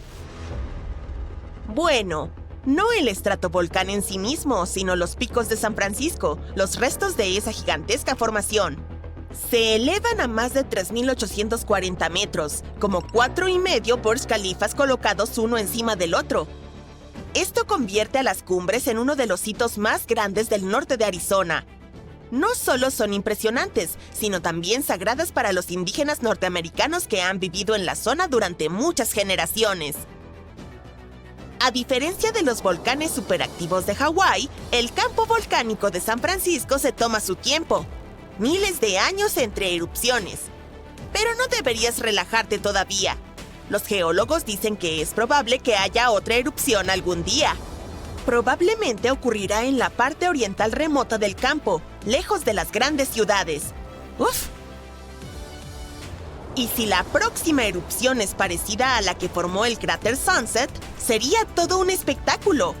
Fuentes de lava y ríos de lava fluyendo. Al mismo tiempo, la siguiente erupción podría no ocurrir durante siglos, quizá incluso milenios. Hasta entonces, el campo volcánico de San Francisco seguirá siendo una joya oculta de la historia volcánica que espera su próximo ardiente espectáculo. Rocas, rodando por las laderas de un volcán retumbante, empujando a otras rocas más grandes en su camino y finalmente cayendo al océano en una enorme cascada, causando una ola cuya altura nunca antes se había visto en el mundo. Esto es lo que podría suceder si la depresión de Helena, de la gran isla de Hawái, cayera al agua. El volcán Kilauea está lejos de estar inactivo. La última erupción ocurrió en 2018. Sus erupciones suelen ir acompañadas de terremotos de diferentes magnitudes, y con cada terremoto, las rocas de magma de las laderas del volcán bajan. Estas formaciones rocosas se denominan depresiones, y la depresión Helena es la más notoria de ellas. En 1868, el desprendimiento de esta depresión provocó un maremoto que se elevó hasta 18 metros de altura. Pero lo más preocupante es que hace unos 110.000 años, un deslizamiento de tierra provocó uno de los terremotos más poderosos de la historia que, a su vez, provocó un mega tsunami de más de 300 metros de altura. A los científicos les preocupa que un evento así se repita en el futuro. Si eso sucede, la ola podría engullir todo Hawái y llegar fácilmente a las costas de América del Norte y del Sur. Sin embargo, los geólogos se apresuran a asegurar que es poco probable que ocurra un deslizamiento de tierra como este en el corto plazo. Es demasiado pronto para eso. Pero cuando finalmente suceda, las consecuencias serán catastróficas. Que tengas un lindo día. El Parque Nacional Yellowstone, en el oeste de los Estados Unidos, es mundialmente famoso por sus deslumbrantes vistas y especialmente por la colorida gran fuente prismática en su corazón. Pero todos deberíamos estar conscientes de que Yellowstone es, ante todo, una enorme caldera, básicamente un supervolcán dormido. La diferencia entre un volcán normal, como el Kilauea de antes, y un supervolcán es que este último es miles de veces más poderoso. Imagínate una erupción que arroja toneladas de enormes rocas y ríos de lava caliente, escupiendo nubes de ceniza que hacen que los países cancelen viajes en avión durante semanas, y ahora multiplica todo eso por 1000. Así es como se vería una erupción de Yellowstone. Al principio, un área enorme en el medio del Parque Nacional temblaría, se derrumbaría y luego estallaría hacia arriba en una explosión de megatones. Los flujos de lava y las rocas de magma cubrirían el área de aproximadamente 100 kilómetros cuadrados, cerca de la mitad de Washington, D.C. Pero el mayor peligro es la ceniza volcánica. Una columna de ceniza se elevaría a kilómetros hacia arriba y sería llevada por el viento en todas direcciones. Dado que la erupción estaría lejos de ser normal, la propagación y el daño también serían mucho mayores de lo habitual. La ceniza es espesa y pesada, por lo que cubriría una vasta área como una manta, destruyendo cultivos e incluso edificios. Peor aún, se esparciría en el aire y bloquearía el sol, lo que provocaría una caída drástica de la temperatura y un invierno artificial. Incluso los volcanes regulares pueden reducir las temperaturas en todo el mundo en unos pocos grados.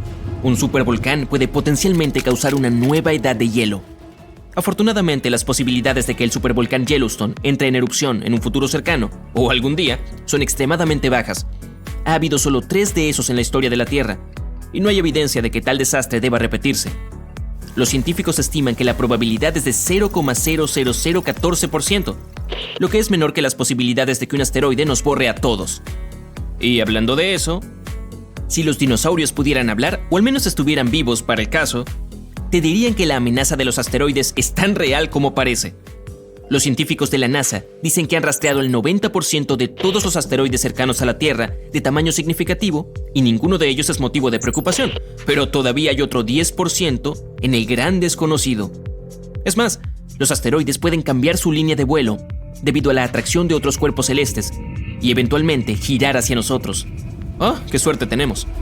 Ahora, si un asteroide lo suficientemente grande como de 1,6 kilómetros de diámetro golpea la Tierra, primero causará una explosión lo suficientemente poderosa como para borrar una docena de grandes ciudades en cuestión de segundos. Luego, el impacto levantará una nube de polvo y escombros que bloqueará el sol, al igual que la nube de ceniza de un volcán, y provocará un invierno de siglos en todo el planeta. Pero, incluso si cae al océano, lo que es más probable, la ola resultante se elevará a varios kilómetros de altura, arrastrando a las ciudades costeras de la faz de la Tierra. Pero al menos no habrá una nueva edad de hielo. Aunque los científicos están bastante seguros de que no existe tal amenaza en el futuro cercano, no se puede descartar por completo y la humanidad necesita al menos 5 años para prepararse para este evento.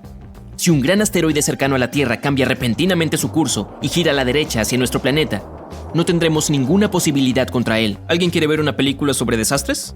Sin embargo, una calamidad mucho más probable se encuentra justo debajo de nuestros pies. Es la falla de San Andrés en California.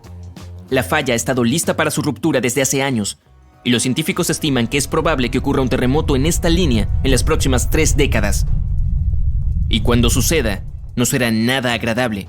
Esperan una magnitud de 8 grados, que es comparable a algunos de los terremotos más devastadores de la historia. Es aún más peligroso, ya que California alberga algunas de las ciudades más pobladas del oeste de los Estados Unidos, como Los Ángeles y San Francisco. Los edificios de gran altura son comunes allí y son particularmente vulnerables a los temblores subterráneos.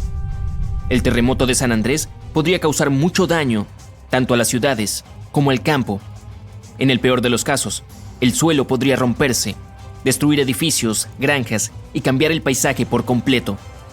Aún así, los científicos creen que la probabilidad de un terremoto de este tipo es de solo el 7% en los próximos 30 años, por lo que existe una gran probabilidad, 93%, de que nunca veamos eso en nuestra vida. Sin embargo, existe otro peligro de terremoto no muy alejado del anterior: el megaterremoto en Chile. El país se encuentra justo encima de una zona de subducción, un área donde 2 placas tectónicas se encuentran y van una debajo de la otra. En el lugar de su encuentro, el estrés se acumula debido a su movimiento continuo, y una vez que ese estrés es demasiado, se produce un gran terremoto. Chile ha experimentado muchos terremotos en los últimos años, y los científicos están preocupados de que puedan estar preparando el área para uno realmente grande. Creen que se producirá un gran terremoto antes de finales de siglo, y que podría ser devastador para la zona costera. Incluso terremotos más pequeños provocaron tsunamis que inundaron la costa oeste, y uno tan grande como ese probablemente levante una ola de una altura increíble. En el lado positivo, Chile ahora sabe prepararse con anticipación para los próximos desastres naturales. Y los geólogos están bastante seguros de que la gente podrá evacuar antes de que el terremoto ocurra.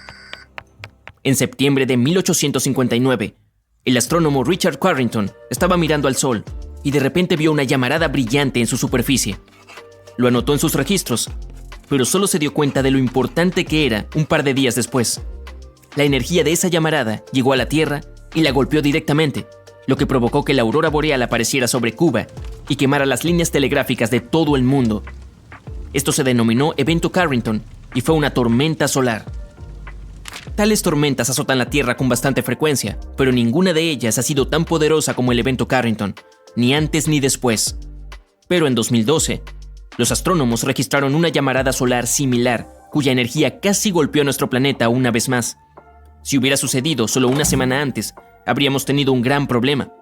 Hoy en día la humanidad depende de la electricidad en casi todos los aspectos de la vida, y una poderosa tormenta solar afectaría mucho al campo electromagnético de la Tierra. Todos los aparatos eléctricos se apagarían o provocarían un cortocircuito, y los enormes transformadores que alimentan básicamente todo se estropearían para siempre. Se necesitarían años para repararlos, y el costo de un apagón tan masivo sería de billones de dólares. Lo peor de todo es que la ciencia es casi incapaz de predecir las tormentas solares, e incluso si pudiéramos saber sobre ellas con anticipación, no podríamos detenerlas. La llamarada ocurre en cuestión de segundos, y las partículas tardan unos 8 minutos en llegar a la atmósfera de la Tierra y provocar perturbaciones. El corte de energía vendría un poco más tarde, en 1 o 2 días, cuando una enorme nube de plasma llegara a nuestro planeta. Por el momento, no hay protección contra las erupciones solares, y las posibilidades de que haya una lo suficientemente potente como para cortar toda nuestra electricidad en los próximos años son bastante altas, cerca del 12%. Lo único bueno de todo esto es que ahora conocemos esa posibilidad y al menos podemos prepararnos de antemano. Oye, no olvides empacar ropa interior y calcetines, siempre los necesitarás. Imagina estar en el medio de Europa hace 40.000 años. El paisaje es áspero, frío e implacable. La comida rápida es escasa y rayos. No hay internet. De repente desde el bosque aparece una figura corpulenta, fuerte y con un rostro que es bastante inusual.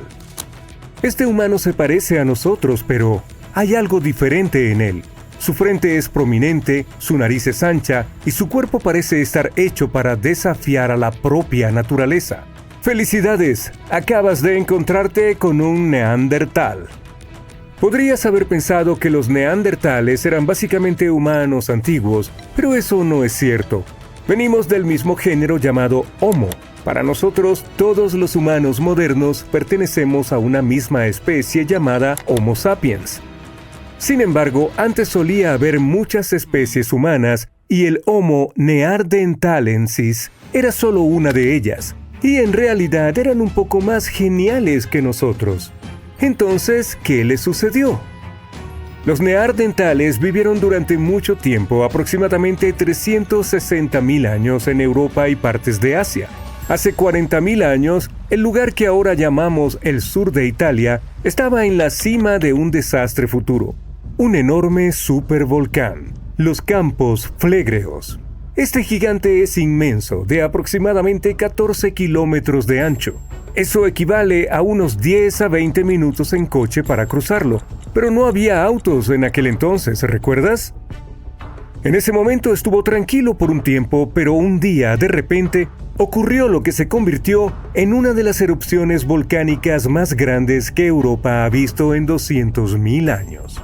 Esta catástrofe fue tan impactante que cenizas, gases y escombros alteraron el clima en todo el continente. Lo que siguió suele llamarse un invierno volcánico. Las temperaturas promedio bajaron, el cielo se oscureció y la vida se volvió aún más dura de lo que ya era. La erupción conocida como la Ignimbrita Campaniense hizo que Europa se enfriara hasta menos 13 grados Celsius. ¿No suena mucho? Bueno, una caída incluso de 1 grado haría que los inviernos fueran más severos, provocando intensas nevadas, lluvias e inundaciones. Los cultivos tendrían dificultades para crecer, lo que llevaría a la escasez de alimentos. El clima también se volvería impredecible, con tormentas y sequías, algo así como ahora, excepto que multiplicado por 7. Eventos como estos causan un caos enorme en los tiempos modernos, así que puedes imaginar lo que les hicieron a los neandertales. Pero en realidad una simple erupción volcánica no debería acabar con toda una especie, ¿verdad? Pues sí, la verdad es que los neandertales ya estaban colgando de un hilo en ese entonces, y todo por nuestra culpa. Estuvieron en una situación difícil durante un tiempo. Vivían en lugares que ahora forman parte de Europa, Asia Occidental y el Medio Oriente. Los humanos modernos, nosotros, los Homo sapiens, llegaron a Europa y les estaban dando una seria competencia por la comida y el refugio. Los Homo sapiens eran tipo astutos, mejores para encontrar comida, fácilmente adaptables a diferentes entornos y podían utilizar herramientas más avanzadas. Estábamos desplazando a los neandertales tratando de acceder a los mismos recursos. Literalmente hicimos de su extinción un proceso lento y muy desagradable. Así que aunque el volcán definitivamente empeoró las cosas, no fue su único problema, y estos amigos no desaparecieron por completo después de la erupción. Algunos de ellos sobrevivieron en lugares aislados como Gibraltar durante 12.000 años más. Eso se debe a que es probable que la mayor parte del enfriamiento severo ocurriera más al este, lejos de donde los neandertales intentaban sobrevivir, por lo que esto no afectó sus hogares tan gravemente como pensábamos. De hecho, la erupción pudo haberles ayudado, al menos por un tiempo. Algunos científicos dicen que la caída de ceniza volcánica podría haber ralentizado la expansión de los humanos modernos en el territorio de los neandertales y haber dado a esos pobres un poco más de tiempo para sobrevivir. Así que la erupción de los Campos Flegreos fue un evento desafortunado, pero solo retrasó lo inevitable. Campos Flegreos es un comodín. También se le conoce como los Campos de Fuego. El aire allí mismo estaba cargado de leyendas. Los griegos y romanos creían que este volcán era la puerta al inframundo. Incluso un poeta romano antiguo, Virgilio. ¡Hola, Virgilio! Mencionó esto en su famosa historia, la Eneida. En ella, el héroe Eneas debe descender al inframundo, y este lugar es exactamente donde comienza. En su momento, este paisaje estaba lleno de villas romanas, balnearios y estanques de peces. La élite vivía la vida al máximo allí. Lo que no sabían, sin embargo, es que estaban parados sobre un terreno traicionero que podía volverse loco en cualquier momento. Campos Flegreos no es un volcán típico. Imaginarías un solo pico imponente, pero el paisaje luce engañosamente tranquilo, con pequeñas elevaciones esparcidas por aquí y allá. Sin embargo, si volara sobre él, la vista sería impactante. Una gigantesca cuenca circular salpicada de conos y cráteres volcánicos como cicatrices del violento pasado de la Tierra. El peligro aquí radica en su sutileza. El suelo bajo tus pies está en constante movimiento, incluso cuando no lo notas. De vez en cuando la tierra se eleva solo para hundirse nuevamente, a veces varios metros, a medida que el magma o el gas se desplaza bajo la superficie. Es increíblemente espeluznante. El riesgo es casi invisible. Los campos Flegreos son una masiva depresión formada por dos colosales erupciones volcánicas. Una de ellas fue la que acabó con los neandertales y la otra ocurrió hace 15.000 años. No obstante, la erupción más famosa se produjo en el siglo XVI y fue aterradora. El año era 1538. Durante años, la gente de Pozzuoli había notado algo inquietante. La tierra que una vez estuvo bajo las olas estaba subiendo lentamente. Lo que antes era el mar se había convertido en nuevo terreno. Los retumbos de lo profundo de la tierra eran aterradores, pero se habían convertido en una parte normal de la vida.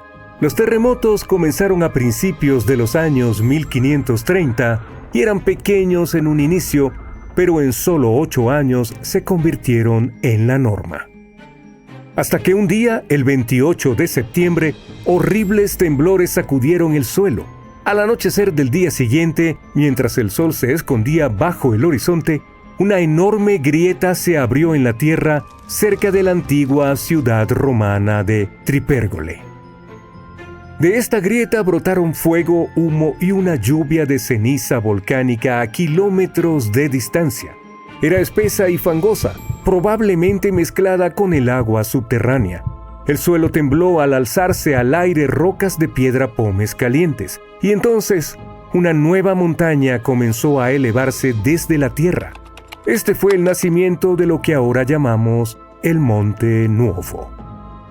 Con el tiempo las cosas parecían calmarse, como si la tierra estuviera recuperando el aliento. Durante días todo se sintió tranquilo. Los lugareños se relajaron un poco, comenzaron a acercarse al nuevo y misterioso volcán, un cráter que parecía tener algo hirviendo dentro. La gente lo visitaba como si fuera una nueva atracción. Pero luego, solo días después, el desastre golpeó de nuevo. De noche, sin previo aviso, la nueva montaña se descontroló. Una explosión desde el flanco sur lanzó escoria, fragmentos de roca volcánica dentada al aire. Esta fue fatal para 24 personas. Los escombros encontrados posteriormente fueron enormes y toscos. Durante siglos después, los únicos signos de vida del Monte Nuovo fueron pequeñas fumarolas, chorros de gas que se filtraban desde la tierra, pero luego incluso esos se desvanecieron. Ahora es solo un cono verde y frondoso, un hermoso gigante dormido. Pero el suelo cerca de Nápoles, Italia, sigue vivo. Campos Flegreos está quieto por ahora, pero podría no estarlo por mucho tiempo. Está mostrando señales de que podría estar despertando de nuevo. Este supervolcán parece un paisaje infernal con sus pozos de lodo hirviente, géiseres y respiraderos de vapor. Los romanos y los cristianos medievales una vez creyeron que era una puerta al inframundo. ¿Y quién podría culparlos? Lo inquietante es que recientemente científicos detectaron actividad inusual bajo la superficie. En 2012, las autoridades italianas elevaron el nivel de alerta del volcán de verde a amarillo, lo que significa que necesita ser monitoreado de cerca. Hay ciertos cambios que suelen ocurrir antes de la erupción. El magma debajo comienza a liberar gases, lo que podría debilitar la roca encima y finalmente desencadenar un desastre. Desafortunadamente, nadie puede predecir con exactitud cuándo o si hará erupción. Pero si lo hace, las consecuencias podrían variar desde una pequeña molestia para los locales hasta una catástrofe global. Su última pequeña erupción ocurrió en el siglo XVI y no fue tan mala, pero si la historia se repite como fue con los neandertales, estamos acabados. Una erupción así podría llevar a un enfriamiento global, fracasos en las cosechas y una hambruna generalizada. En este momento, un grupo de científicos está tratando de obtener una imagen más clara de lo que ocurre bajo la superficie. El proyecto de perforación profunda de los campos Phlegreos está trabajando para perforar un pozo de 3.000 metros con la esperanza de examinar la cámara magmática de cerca. Pero al menos por ahora, el supervolcán permanece tranquilo y esperemos que continúe así.